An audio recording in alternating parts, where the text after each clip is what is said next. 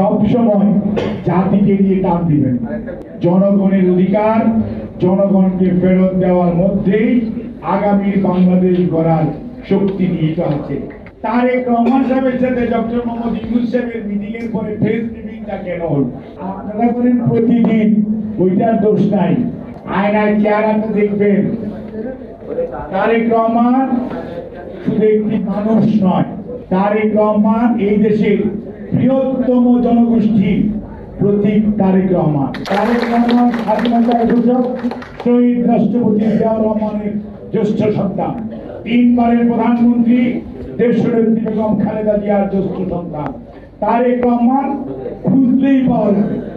আজকে তারেক রহমান নিজের যোগ্যতা বলে আজকে দেশের শুধু বাংলাদেশি জাতীয়তাবাদে যারা বিশ্বাস করে তাদেরকে নয়, বিএনপিকে নয়, গণতন্ত্রকামী মানুষকে ঐক্যবদ্ধ করে আজকে উনি নেতৃত্বে প্রতিষ্ঠিত।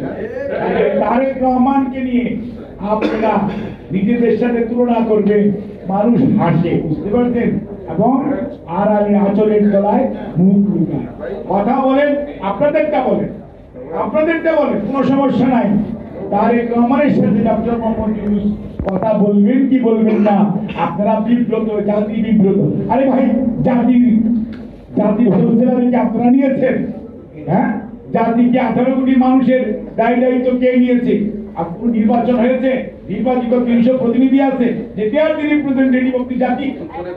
আপনারা কথা বলেন, আপনারা বলেন আপনাদের দল বিব্রত হয়েছে, সেটা বলতে পারেন, কিন্তু মনে রাখবেন সব সময় জাতিকে নিয়ে টান দিবেন। ওয়ালটন আবারও মিলিনিয়ার অফারে ওয়ালটন ফ্রিজ কিনে আপনিও হয়ে যেতে পারেন মিলিয়নিয়ার। মিলিনিয়ার ছড়াছড়ি দেশ জুড়ে, এটা শুধু ওয়ালটনই পারে।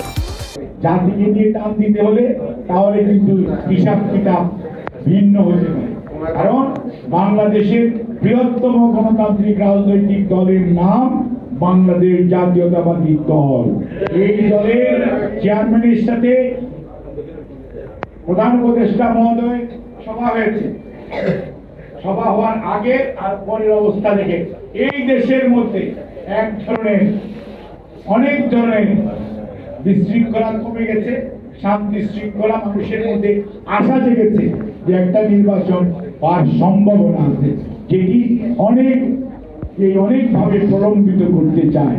আমরা স্পষ্ট ভাষায় বলে দিতে চাই, নির্বাচন এর ব্যাপারে যত আমরা নেতা বলেছিলেন ডিসেম্বরে, তার পরবর্তীতে শুনলাম ফেব্রুয়ারিতে।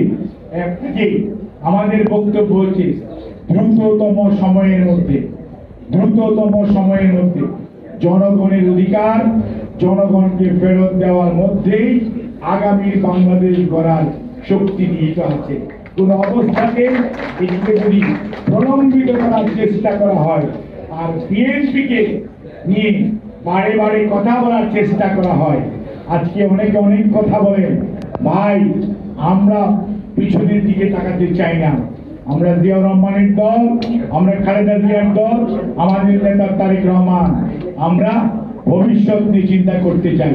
আসেন কথা বলেন, আগামী দিনে আপনার ম্যান্ডেট কি, আমাদের ম্যান্ডেট 31 দফা, আপনার ম্যান্ডেট কি, ওগুলো নিয়ে আলোচনা করেন। জনগণের সামনে যান, জনগণ যাকে ভালো তাকে গ্রহণ করবে, যাকে ভালো মনে করবে না তাকে আস্তে করে নিক্ষিপ্ত করবে। জনগণের শক্তিতে বিশ্বাস কেন করেন না? কেন নিজেরা মনে করেন আপনারা কয়েকজন লোক যা বলবেন সেটি বাস্তবায়ন হতে হবে? জনগণকে তার ক্ষমতা প্রয়োগ করার সুযোগ দেন। 31 দফা বিএনপি দিয়েছে, আপনারা আপনাদের দফা দেন। জনগণের পাশে যান, জনগণের কাছে যান, জনগণ যাকে গ্রহণ করবে, যাকে দায়িত্ব দিবে, ইনশাআল্লাহ আগামী বাংলাদেশ তারাই নেতৃত্ব দিবে, তারাই গড়ে তুলবে।